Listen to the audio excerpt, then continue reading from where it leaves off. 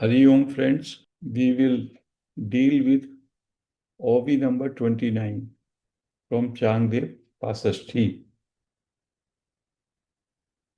वाद्य जाते वीण ध्वनि, वाद्य जाते वीण ध्वनि, काष्ठ जाते वीण वह्नि, तैसे विशेष ग्रासुनी, स्वयं येची असे।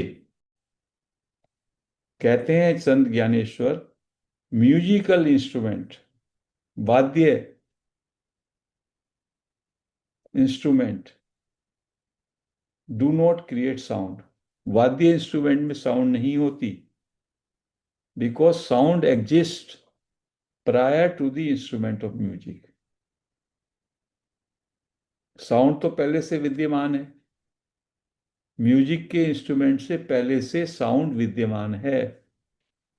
इन the same way as fire exist prior to wood. Fire जो है लकड़ी में से पहले विद्यमान है, पहले से। Similarly the essence exist prior to the appearance of triangularity, which we call the phenomenal existence। तो इसमें संत ज्ञानेश्वर कह रहे हैं, हम सोचते हैं कि कोई म्यूजिकल इंस्ट्रूमेंट है और आवाज म्यूजिकल इंस्ट्रूमेंट से आ रही है। ये हमारा सोचना गलत है। आवाज तो पहले से विद्यमान थी, it was concealed only. Instrument of music से वो अपीयर हुई है। ऐसे ही फायर में पहले से अग्नि विद्यमान है, केवल इग्निशन से वो अपीयर होती है। ऐसे ही एसेंस पहले से एग्जिस्ट करता है। मिट्टी के बर्तन में मिट्टी पहले से है, एसेंस सब जगह व्याप्त है। Prior to appearance of triangularity. Triangularity क्या है, त्रिपुटी क्या है? Observer, observed and observing. त्रिपुटी, तीन प्रोसेस, दृष्टा, दृश्य और देखना। ये तीन का जो खेल है, इससे पूरे का पूरा फिनोमिनल एग्जिस्टेंस, पूरी जो ये सृष्टि है, ये सृष्टि इस त्रिपुटी पे चलती है। मैं देख रहा हूं, देखने वाला, आप दिख रहे हैं सामने दृश्य, और देखा जा रहा है। तो ये जो ट्रायंगुलरिटी है, ये जो ट्रायंगुलरिटी, ये इसका सोर्स एसेंस है, और एसेंस पहले से है। जैसे अग्नि पहले से है, साउंड्स पहले से है, लेकिन हम लोगों की दृष्टि किस पे जाती है? इंस्ट्रूमेंट ऑफ म्यूजिक पे जाती है, अग्नि पे जाती है, ट्रायंगुलरिटी पे जाती है, और हम डिवाइडेड हो जाते हैं। एक्सपीरियंस पे जाती है, अंडरस्टैंडिंग पे जाती है। एज फायर और sound are only made manifest through their medias of appearance, in the same way the phenomenal word only indicates and proves the existence of essence. जैसे साउंड, आवाज, अग्नि, फायर, वो जो है मैनिफेस्ट होती हैं, उनको वो व्यक्त होती हैं। उनका अभिव्यक्तिकरण कैसे होता है? म्यूजिक के इंस्ट्रूमेंट के द्वारा, वुड के द्वारा है वो पहले से। उसी तरीके से जो ये फिनोमिनल वर्ड है, जो ये दिखाई देने वाला मैनिफेस्टेड व्यक्त जगत है, ये व्यक्त जगत प्रूव करता है कि देयर इज एन एसेंस। जैसे कि म्यूजिकल इंस्ट्रूमेंट से आवाज निकलती, आवाज है, आवाज थी, वुड से फायर थी।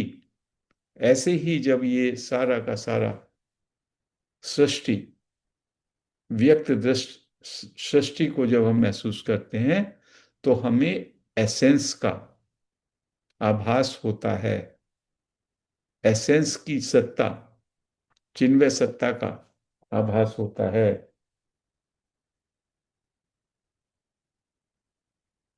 सो as the instrument of music make the sound apparent but does not create it. In the same way, the phenomenal word does not create essence. जैसे कि इंस्ट्रूमेंट जो म्यूजिक का है वो साउंड को create नहीं करता, इसी तरीके से जो ये एग्जिस्टिंग वर्ड है, मैनिफेस्ट वर्ड है, ये एसेंस को क्रिएट नहीं करता. The word only enables us to know the essence. इस व्यक्त जगत के कारण हम एसेंस को जानने में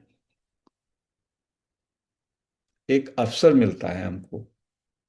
as all the attempts of the vocal instruments are to make you understand what the sound is, in the same way all the incidents and events which you encounter in your life span are there to make you understand that essence is. कितने आराम से, कितनी अच्छी तरह से बता रहे हैं संत ज्ञानेश्वर. जैसे कितनी भी आवाजें, कितना भी म्यूजिक आप सुने, उसमें आपको क्या ज्ञान होता है, साउंड क्या है. सारा म्यूजिकल इंस्ट्रूमेंट के सारे अटेम्प्ट लगातार आपको साउंड के का बोध कराते हैं. ऐसे ही हमारे जीवन में सारी इंसिडेंट्स, सारी घटनाएं, सारे अनुभव हमको पूरे जीवन लगातार एसेंस का, सार का, उस एक सत्ता का बोध कराती रहती हैं.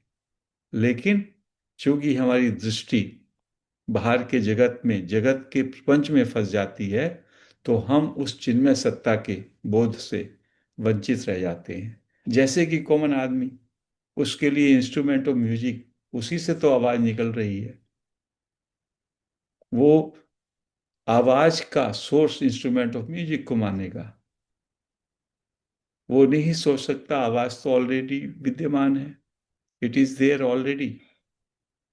केवल इंस्ट्रूमेंट ऑफ म्यूजिक उसका एक फैसिलिटेटर है. एसेंस नहीं हो तो फिनोमिनल वर्ड नहीं होगा. लेकिन हम केवल फिनोमिनल वर्ड को, अभिव्यक्त जगत को ही सच्चाई मानते हैं, और उसका जो अधिष्ठान है, वन रियलिटी है, एसेंस है, उसको हम उसका बोध नहीं कर पाते. यही एक अज्ञान है. तो we conclude this hobby here. Hari Om.